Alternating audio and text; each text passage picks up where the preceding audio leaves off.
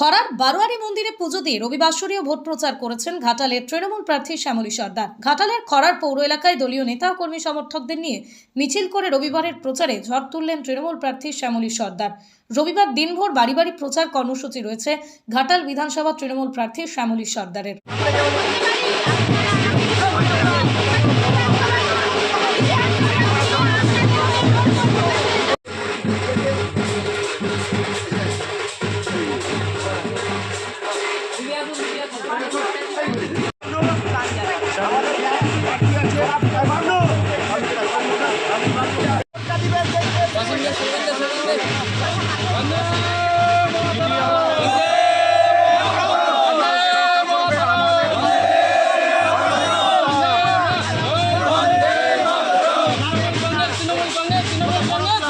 আমাদের নিশ্চিন্তে আমরা আছি থাকবো, আমাদেরটা একটু নিশ্চিন্তে একবার।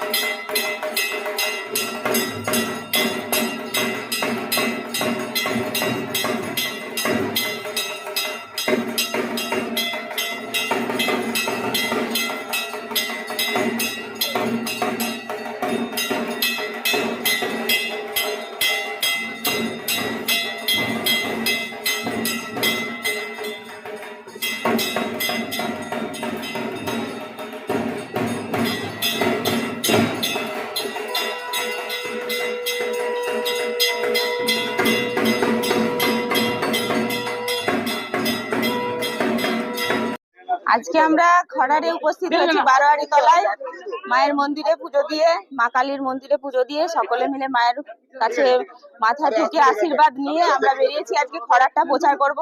আমার সাথে সকল আমার নেতৃত্বরা আছে, উপস্থিত আছেন। আমাদের চেয়ারম্যান সাহেব আছেন, আমাদের সভাপতি আছেন, আমাদের বিকাশ বাবু থেকে শুরু করে রাজা বাবু, দিলীপ বাবু, সালামদা, আমার সকল নেতৃত্ব কর্মীবৃন্দ আমরা একসাথে উপস্থিত হয়েছি।